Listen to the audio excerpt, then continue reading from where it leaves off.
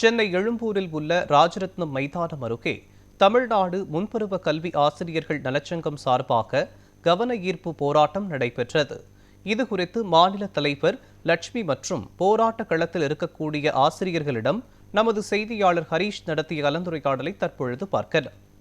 கல்வி ஆசிரியர் நல சங்கம் சார்பாக சென்னை எழும்பூரில் இருக்கக்கூடிய ராஜரத்னம் மைதானம் அலுவலகத்திற்கு முன்பு ஒரு 500க்கும் மேற்பட்ட கவன ஈர்ப்பு போராட்டமானது நடைபெற்று வருகிறது. குறிப்பாக பார்த்தோம் என்றால் தெரிகிறது, அவர்கள் பதாகைகள் ஏந்தி ஒரு கவன ஈர்ப்பு வகையாக ஒரு 500க்கும் மேற்பட்ட ஆசிரியர்கள் போராடி கொண்டிருக்கார். நம்முடன் மாநில தலைவர் நம்முடன் இருக்கார், அவருடன் கேட்போம். அம்மா சொல்லுங்கம்மா, இந்த போராட்டம் எதற்காக நீங்க பண்றீங்க, என்ன மாதிரியான கோரிக்கைகள் வைத்திருக்கீங்க?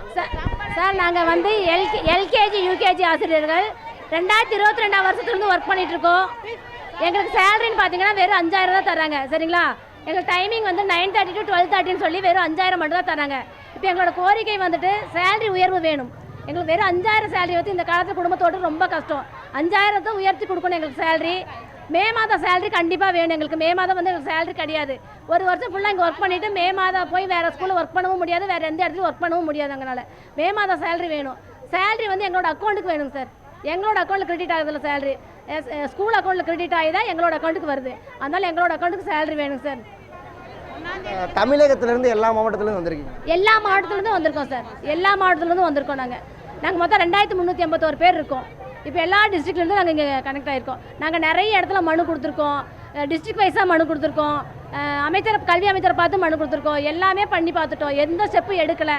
சரி, அதனால் கடைசி ஆயுதமாக நாங்கள் இந்த போராட்டத்தை எடுத்துருக்கோம் கையில். எல்லாரையும் நினச்சி பார்த்தேன், எங்களையும் நினச்சி பார்க்கல, எல்லா துறையும் நினச்சி பார்த்தாங்க, எல்லா ஆசிரியர்களும் கொடுத்தாங்க, துப்புரவு பணியாளர்கள் கொடுத்துருக்காங்க. ஆனால் அந்த எல்கேஜி மாணவர்களை, சின்ன வயசில் இருக்கக்கூடிய அந்த மாணவர்களை, தவள வயசுக்கு இருக்கக்கூடிய மாணவர்களை கூட்டிகிட்டு வந்து அரசு பள்ளியில் நாங்கள் உட்கார வச்சு அவங்களுக்கு கல்வி அறிவு அத்தனையும் கொடுத்து நாங்கள் முன்னேற்றி 1ஆம் வகுப்புக்கு அனுப்புகிறோம். ஆனால் எங்களை நினச்சி பார்க்க விரும்பலை. அந்த கல்வி அமைச்சர் சொன்னாங்க, கல்வி அமைச்சர் ஐயா அவர்களே, நீங்கள் சொன்னீங்க எங்களை பெற்றோர்களை பார்க்குறேன்னு சொல்லி. ஆனால் பெற்றோர்களை நீங்கள் கவனிக்காமல் விட்டுட்டீங்களே, ஏன் இங்கே கவனிக்காமல் விட்டீங்க? செவிப்பா சாய்ப்பாங்க அப்படிங்கிற நம்பிக்கையில் தான் இருக்கோம். சப்போஸ் அவங்க செவி சாய்க்கலன்னா நாங்கள் காலவரையற்ற உண்ணாவிரதத்தில் இருக்கலாம்னு முடிவு பண்ணியிருக்கோம் சார்.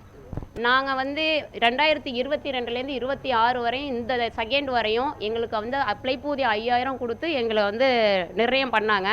2022 to 2026 வரையும் உள்ள மாணவர் சேர்க்கையை எடுத்து பார்க்க சொல்லுங்கள். எங்களால் எவ்வளவு மாணவர் சேர்க்கை ஒவ்வொரு அரசு பள்ளியிலையும் இன்க்ரீஸ் ஆகிருக்குன்னு ஃபஸ்ட் ஸ்டாண்டர்டில். அதே சமயத்தில் கல்வி தரத்தை பார்க்க சொல்லுங்கள்.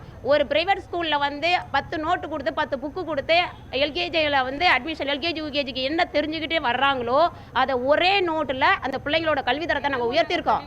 அவ்வளோ கஷ்டப்படுறோம். நாங்கள் வந்து கல்வி அமைச்சருக்கு நன்றி விழா தெரிவித்து மாநாட்டில் அவங்க என்ன சொன்னாங்க, எங்களால் வர முடியலன்னு சொல்லிட்டு காணொலி மூலமாக ஒரு வாக்குறுதி கொடுத்தாங்க. கண்டிப்பாக வந்து நாங்கள் உங்களை மறந்துட்டோம், நீங்கள் வந்து இன்னொரு தாய்மார்கள் உங்களுக்கு என்ன செய்யணுமோ முதல்வர்கள்ட்ட ஆலோசனை பண்ணி கண்டிப்பாக நான் அதை நிறைவேற்றி தரேன் அப்படி சொல்லி வாக்குறுதி கொடுத்தாங்க.